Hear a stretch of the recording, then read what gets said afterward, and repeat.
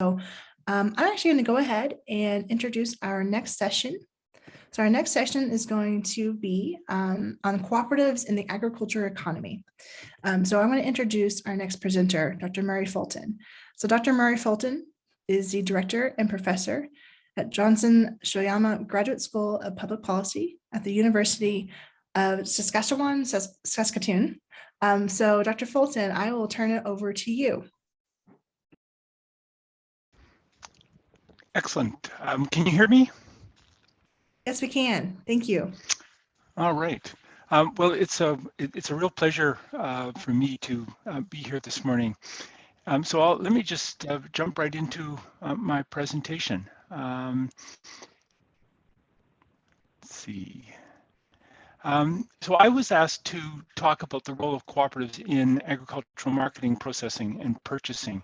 And as you will see, I'm going to weave this in with along with some of my thoughts on what's happening with economic development in and amongst Native American communities and how these things sort of connect. So with that, next slide, please. So in order to really, I think, at least for me, to understand co-op development and the potential for co-ops in agriculture, I think it's necessary to go back and think about the origins of cooperatives, and particularly in the agricultural sector, which started about 120 or 130 years ago. First of all, in Europe, and primarily Northern Europe, places like Denmark, but then followed quite quickly by the United States, Canada, New Zealand, and so forth. There were two key motivators for co-op formation in North America, where I want to focus my attention. This may have been also true in other parts of the world, but for now, let's just think about particularly Canada and the United States. One, there was a concern by farmers about what I'm going to call monopoly or oligopoly pricing and service delivery. In essence, a desire for fairer prices and better quality service. The other concern, and it's linked, but it's nevertheless somewhat separate, was that there was a concern that farmers had that they lacked power and control within this political and economic system that they existed within, and they were looking for some agency within that system. And to give you a little bit of a sense of what that looked like, of that desire for agency looked like, and how farmers saw the world, I want to provide you with two cartoons. So we'll go to the next slide.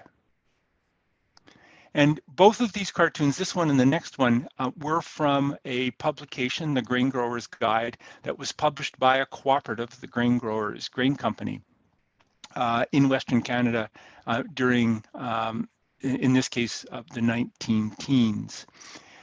This particular, this one, which I'm starting off with, is a famous cartoon in Canada. It's called the Milch Cow, M-I-L-C-H.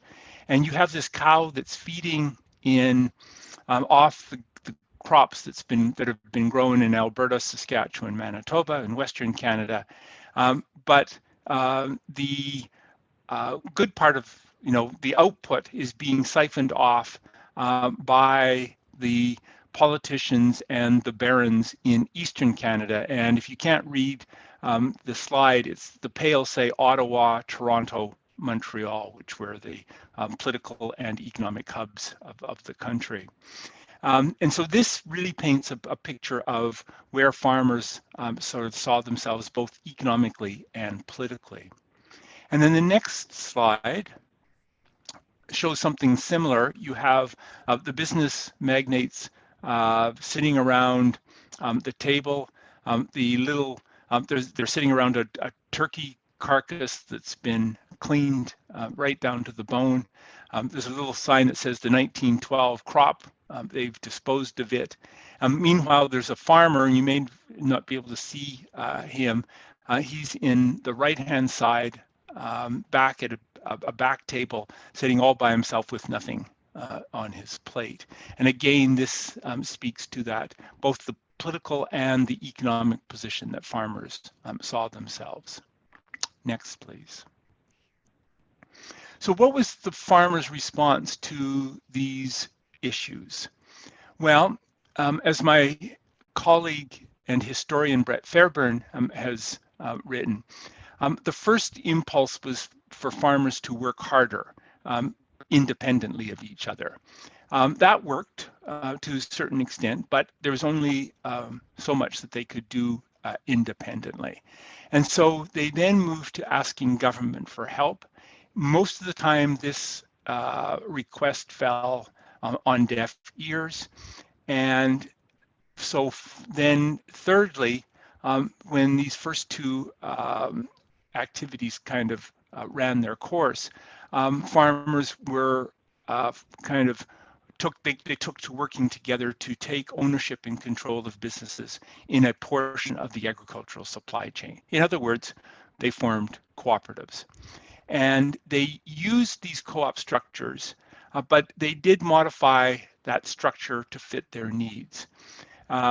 So what farmers saw, if you think about sometime in the late, or let's say in the late 1800s, say 1890, in the early part of the 20th century, 1900 to 1910, they were looking to what had the co-ops that had been formed in England and other parts of Europe, primarily in the as consumer co-ops, modified them to fit the agricultural context, and then carried on. But for many years, these agricultural co-ops were seen as less co-op than the consumer co-ops that that they had sort of borrowed from. And to some degree, this view still persists to today. So this modification is an important part of, I think, of the story, and I'm going to come back to it later. Next. So where did all of this involvement that started about 120, 130 years ago end up? Well, and this list is a bit chronological, though not completely. Some of the very first agricultural co-ops were in the dairy industry. Farmers, milk farmers, needing a place to get rid of their milk that was being produced, finding that they couldn't trust the private companies, the private dairies, creating their own dairies. And this was, the origins of co-ops, for instance, in Denmark in the early years, but this was quickly moved to North America. So some of the very first co-ops in both Canada and the United States were in the dairy industry. By the early 1900s, you saw farmers both in Canada and the United States becoming involved with grain elevator co-ops and developing co-ops that would provide a way of dealing with the large crops that they were producing. And these grain elevators still exist to today and still form a very, very important part of the agricultural co-op sector. Starting largely in the 1920s, you've had farmers shift their attention from kind of the input side to the output side, and they began to think about how they could use co-ops to market agricultural products. And a good example of this would be oranges in the United States and wheat in Canada. Someplace along the line, you had farmers becoming using co-ops to purchase farm supplies and inputs. Initially, things like binder twine, barbed wire, staple goods like sugar, flour, and then giving way to, as the technology on the farm changed, to fuel, feed, and in the last 50 years, fertilizer increasingly. Farm credit was organized on a cooperative basis, starting in the United States in the 19-teens. Rural telephone electric co-ops formed as part of the New Deal, starting in the 1930s. And then more recently, you see co-ops becoming involved in genetics, primarily in dairy, though there is some limited activity by co-ops in other sectors, such as some of the grains and vegetables. And now I think the latest one that people are looking to co-ops for, though there's been not much work done in terms of actually forming co-ops yet, but people are looking at the big data area and whether it's possible for farmers to use a co-op structure to somehow make better use of the large amounts of data that are being collected by these smart sensors on their combines, their seeders, their milking machines, and so forth. So that's kind of an overview of where co-ops fit within the agricultural supply chain, dealing with both inputs to the farm as well as the outputs that farmers were producing. I see there's a quick question here, so let me just deal with it on the way by. Graham asks, how could cooperative structures work for genetics exactly? What is the co-op? Does the co-op own the genetic information? The answer is yes, that the co-op would be the owner of that particular genetic combination, and then they would license it to their members. The idea is that their licensing terms may be better than the licensing terms of a company that was formed, for a profit motive. I will say in Canada, we've not formed co-ops to deal with the genetics, but we have formed farmer associations, of which most farmers then contribute a checkoff, so a portion of their sales, a small percentage, say 1% or 2% of their sales, goes to this fund that then carries out their research into new genetics. And in some of our smaller crops, pulse crops, for instance, these associations are, in fact, the player within the industry. And they're not strictly co-ops, but they are being done on a cooperative basis. Next slide, please. So why do co-ops work as a way of dealing with these issues that I portrayed farmers facing 100 years ago, roughly? And for me, the answer comes through looking at what I'm going to call governance, where I view governance as who gets to decide what. For me, this is the key question around governance. With co-ops, governance shifts from the shareholder ownership that's present in stock companies to farmer ownership. And specifically, cooperatives are businesses in which ownership and control lies with those that use the business or the service of that business. So in a way, in a very critical way, the member is a user of the service, and it is also an owner of the service that's providing, of the business that's providing that particular service. And that combination of being both a member and an owner and a user results in a reduced incentive for the exercise of market power. It provides farmers with information on the true costs of production, and together these things result in better prices and service for farmers. And this is really the prime economic driver for co-op formation over the years, and continues to be to this day. Next.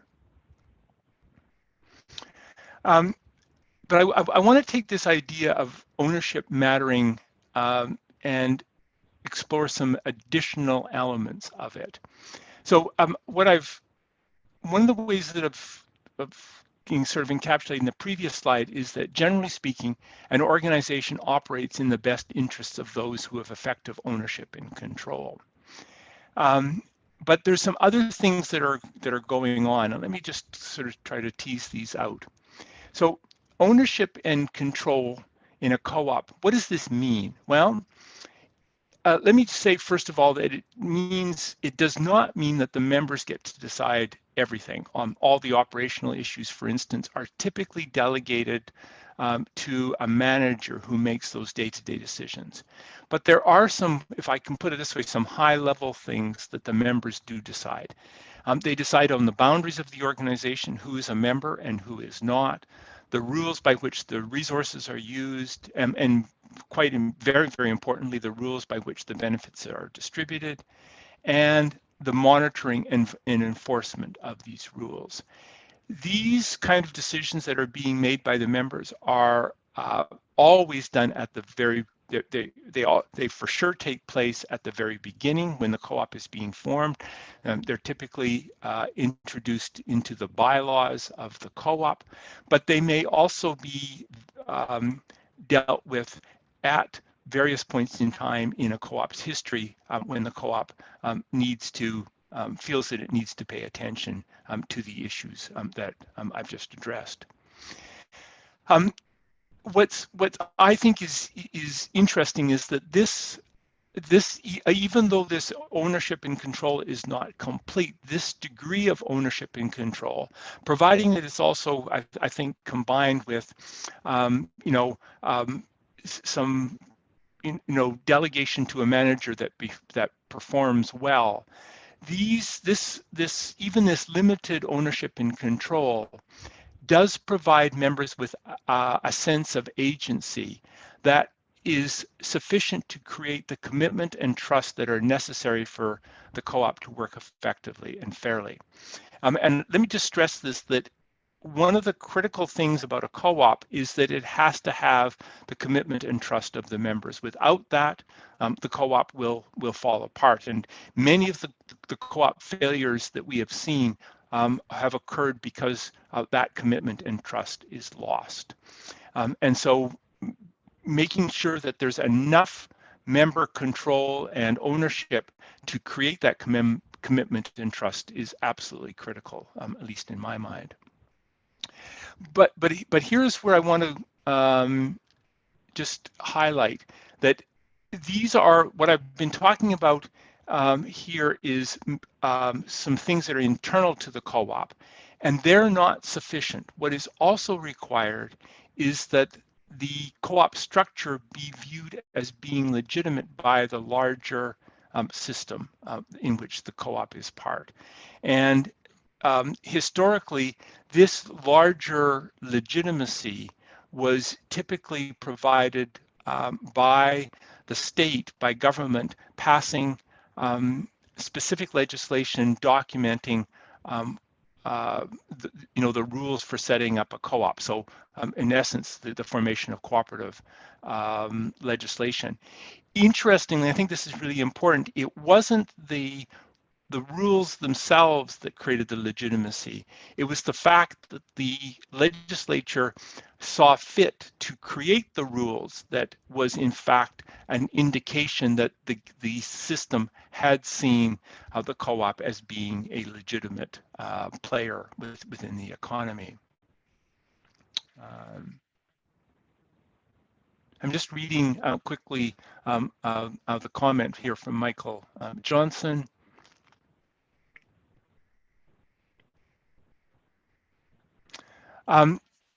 Michael, can you raise this question at the end of my presentation? I want to come back, and I think you'll see some ways you'll get a better sense. I think I can give a better answer at the end of my presentation. Next slide, please. All right, so what we've kind of moved into, or I've kind of moved into talking about the elements of success for agricultural co-ops. Generally, I want to now specifically think about the elements for success in Native American communities. And I want to highlight two issues that I think are at least in my mind, are critical. One is finding the right niche in the agricultural industry of the future. And the second is ensuring a fit with Native American nation building. Next. So I think it's really important to think about what the future agricultural industry is going to look like. I'm reminded here, for those of you who are hockey fans, and I realize that I'm giving a very Canadian example here, but Wayne Gretzky is famously quoted as saying, you have to, and this is, he's credited as, this is sort of the source of his kind of genius, was that he was able to anticipate where the puck was going to be and went to that spot rather than knowing where the puck was at that, at a particular moment in time. And I think this is also true for co-ops. You have to know where the puck is going. And you have to know where the agricultural industry is going to be 5, 10, 15, 20 years. Now, what we've been seeing over the last 20 years is that the agricultural sector is bifurcating, and I think this is going to continue, this trend. And there are sort of it's moving in two sort of broad directions. One is a very high input, capital intensive commodity agriculture. You can think of corn, soybeans, even the major meats, pork, chicken, beef, fruits, vegetables. And then you have a much more labor intensive, identity preserved, niche branded products. And if you want to think about sort of the quintessential example of this, think about a small winery that is selling, of course, wine, but also selling other things. As groups think about potential co-op, I think the question that needs to be asked is, for that group, which of these two types of agriculture best aligns and capitalizes on the resources that are available, that can be developed in the co-op, or that the members or the community in which the members are located, that the members can obtain in some way, shape, or form. And so there's a choice here that the founders of a co-op can make. Which agricultural playground or sandbox are we going to play in? And one of the key questions is which of, take a look at the resources that are available or that can be developed and see which of these two areas they best align with. And then I think it's also important that as people think about a co-op, they think about the philosophies and goals of the members and ask which of these sort of two subsectors do those philosophies and goals best align. And then, regardless of whether you do sort of A or B, I think it's really critical to point out that there will be significant capital requirements. There will be a need to produce to tightly controlled specifications, even in the commodity agricultural market, or maybe even particularly in that commodity market. The specs are getting extremely tight. And then you're going to need very, very strong management requirements for your co-op in order to be able to navigate these increasingly complex markets. So that's the future agricultural industry. Next. I think it's also important to think about, if we're thinking about creating co-ops within Native American communities, I think it's important to think about the findings of the Harvard Project on American Indian economic development and think about how they're shaping economic development activities in Native American communities. I say this, I bring this point up because of some of the work that I'm doing here in Canada with some of our Indigenous communities, and they are certainly thinking about the findings of the Harvard Project as they're thinking about their economic development activities. The Harvard Project, as I think most of you will know, identified two broad approaches to economic development. The first is what was a traditional jobs and income approach, in which government grants and business development encouragement was seen as being the way to develop economics, the economic potential on a reserve or within a community. And then the second approach that the Harvard Project calls nation building takes a very different approach, and it encourages businesses and people to invest, whether it be money, time, or effort, and it provides the opportunity for them to flourish. And I'll describe the nation building process in just a second.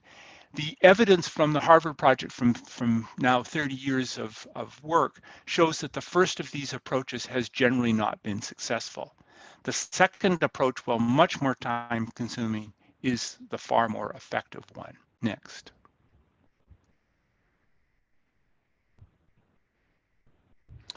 So just a little bit on the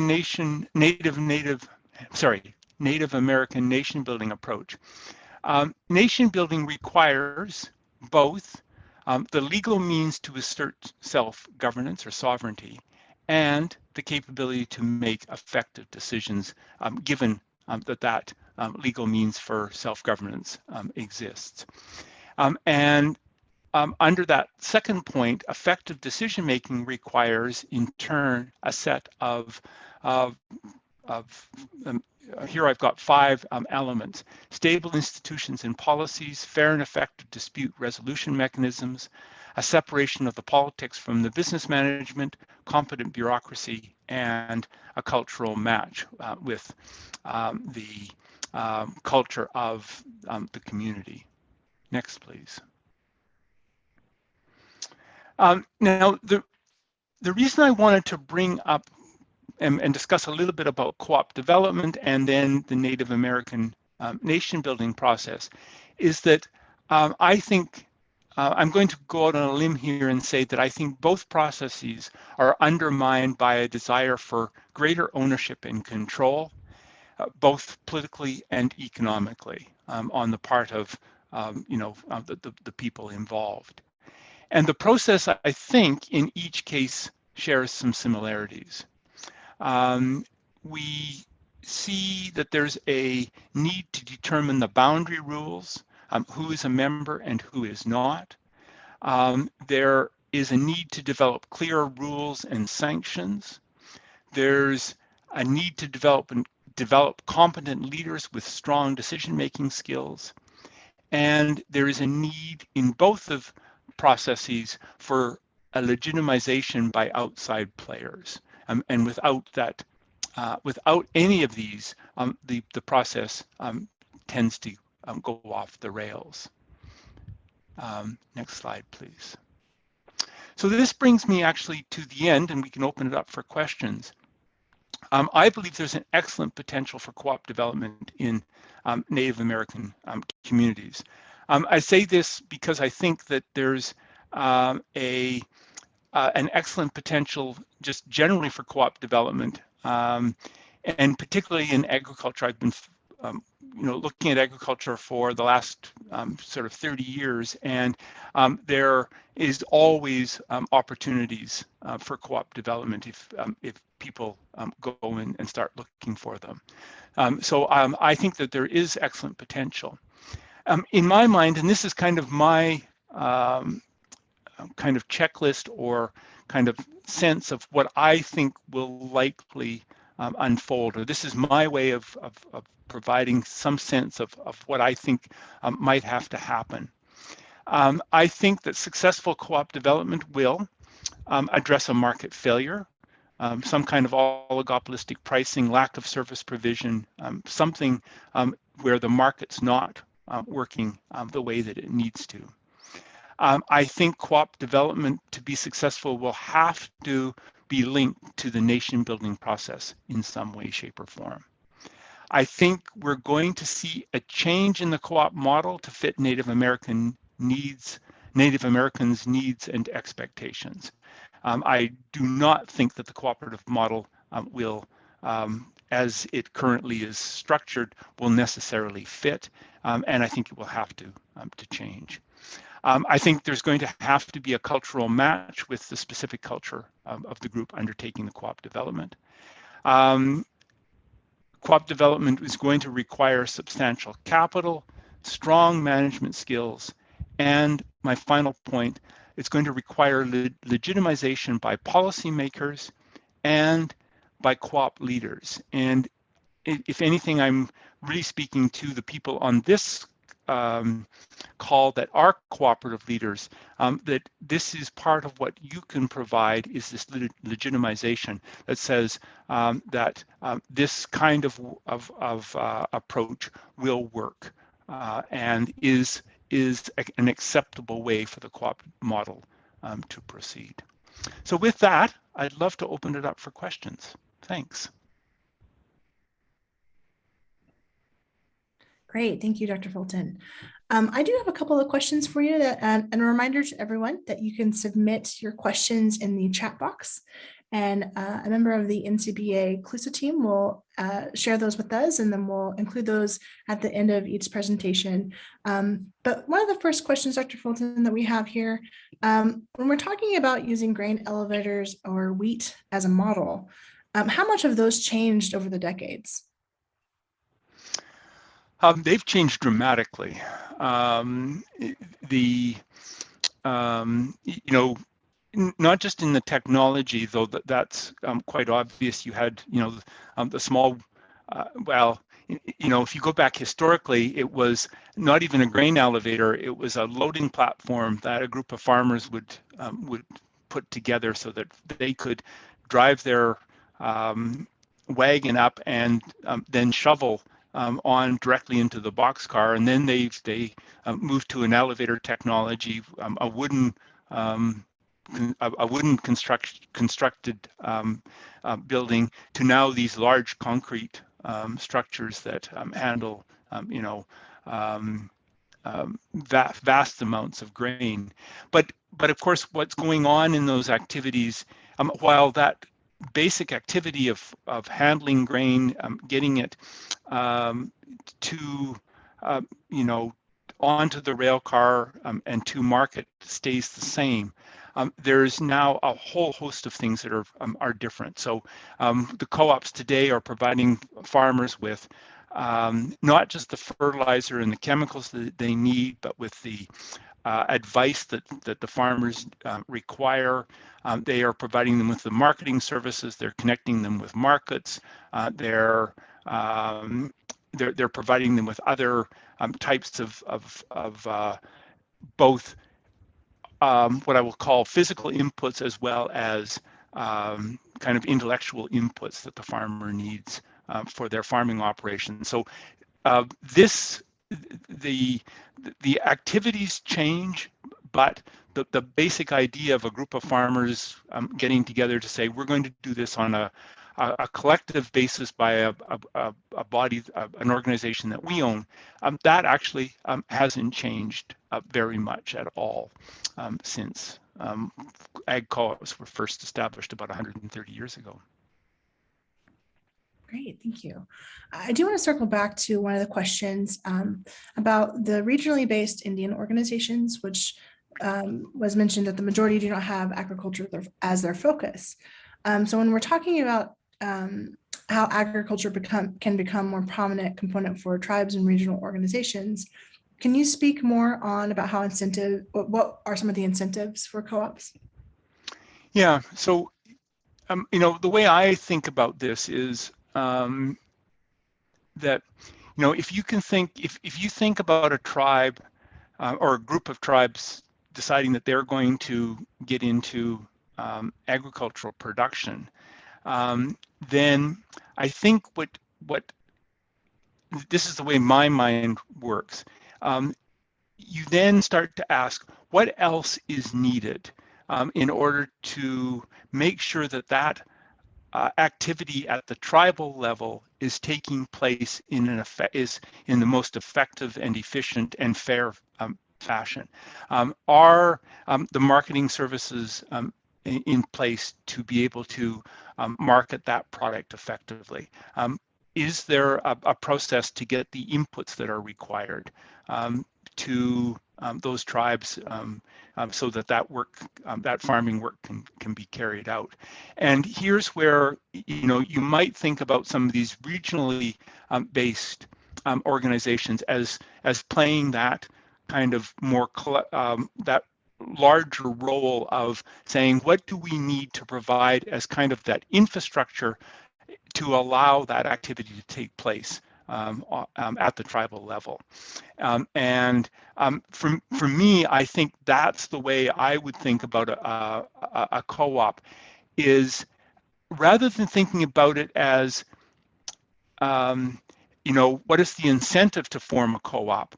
Think about it as it's still the incentive, but it is what's the desire to form a co-op to solve a problem that needs to be solved in order to make that primary activity work better. Michael, and I'd be interested if Michael has time to get back if I've addressed his question fully. Looks like maybe we have an additional question, maybe a follow-up from Michael here.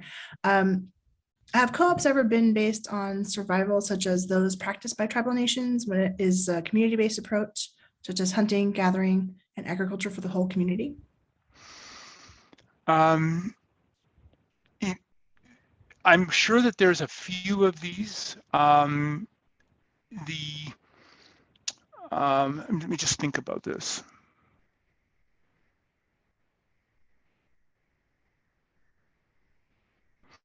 So what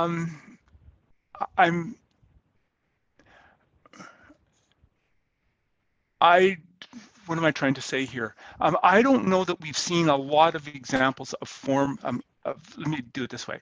I don't know that we've seen a lot of examples of formal co-ops set up to do this. I think you have seen communities doing this as a group, as a collective, many times. But whether it's been set up as a formal co-op, probably, at least I haven't seen very many examples of these. And you know, my comment would be, there may be a reason why a community would like to set up this and make it much more formal. But if it's working as a kind of organic community activity, there's no need to go to the work of setting up a co-op to be able to do that. The forming a co-op is, you know, a step that one takes when you need to make it much more. I'm kind of defining this as I go in a self-referential fashion, but it's actually making that formal and saying we need a legal structure in place in order to be able to do this, so that we can then use that legal structure for other purposes, for perhaps getting loans, for perhaps accessing the marketplace, and so forth. And so if there is a need to have that formality, then set up the co-op. But if your traditional sort of cooperation is working, then there's no need to form a co-op. Again, my approach to co-op development is very pragmatic. Use it to solve a problem. If there's no problem, then don't sort of mess with it. Leave it alone. Right. So when you're talking about addressing the needs through the co-ops, is there maybe a parallel example that comes to mind when you're speaking about how co-ops need to adapt or change to meet the need of Native nations? Yeah, I think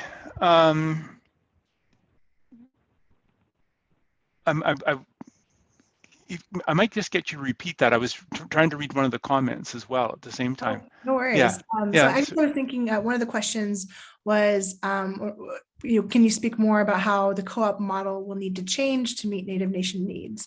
And if you can think of a parallel example of how that co-op model is different.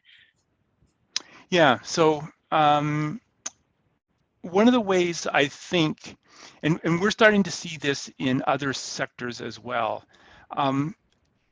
You will have some people in the co-op world that will say you must have one member, one vote, and you must distribute any extra profits on the basis of patronage.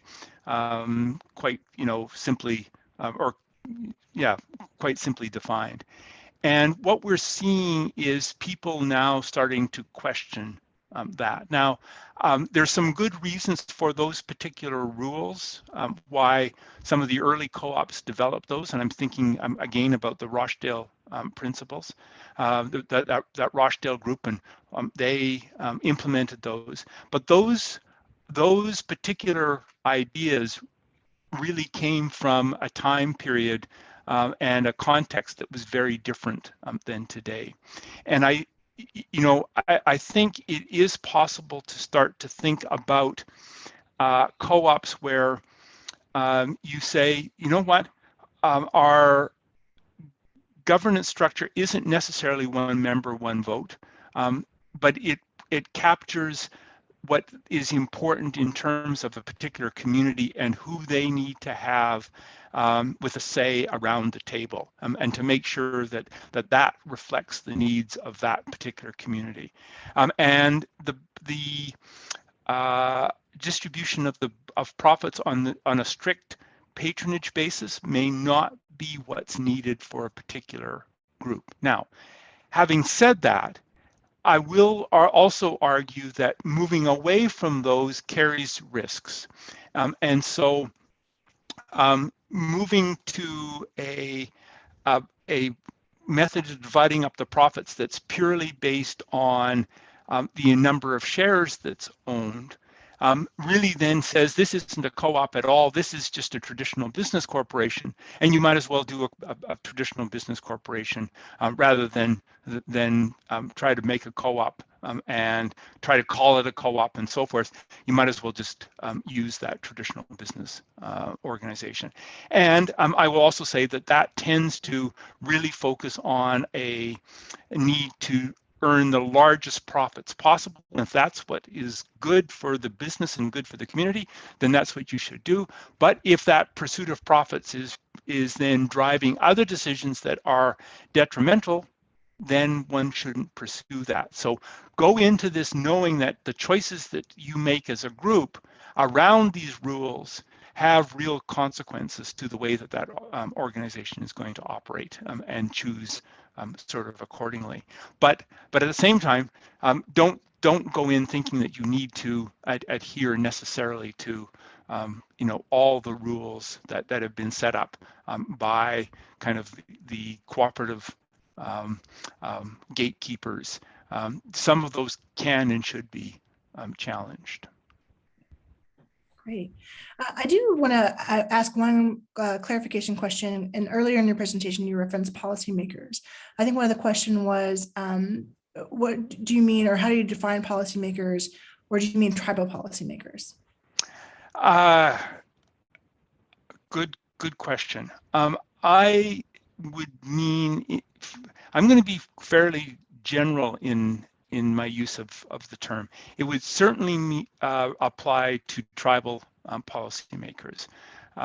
So in Canada, that would be, chief and council of a band, but it also moves up to policymakers within, we had the question about the regional organizations. We've got provincial organizations, federal organizations, people that are occupying key roles within those organizations. I would certainly include, but I would also include people from the larger sort of sectors of government and business. So whether it's local governments, so county governments, state governments, national governments, national business associations, and so forth. These are also policymakers, and they need, it's going to be important that they buy into and view both co-op development and nation building as legitimate activities. And I think it's particularly important for this, for the non-Native American policymaker to understand the legitimacy and accept the legitimacy of the nation building approach. That's the group that I was really targeting with that particular comment. That's helpful. Thank you for that clarification. I do want to move on and keep to our schedule here, but I do see that some questions are coming through the chat box. So what we will do, we'll make sure to capture all of those questions and we'll address those to you, reach out to you, let you know some of those responses. So Dr. Fulton, thank you so much for your time and your presentation and sharing your expertise with us today. You're very welcome. We appreciate it. Thank you. So with that, I will actually go ahead and move on to our next presentation.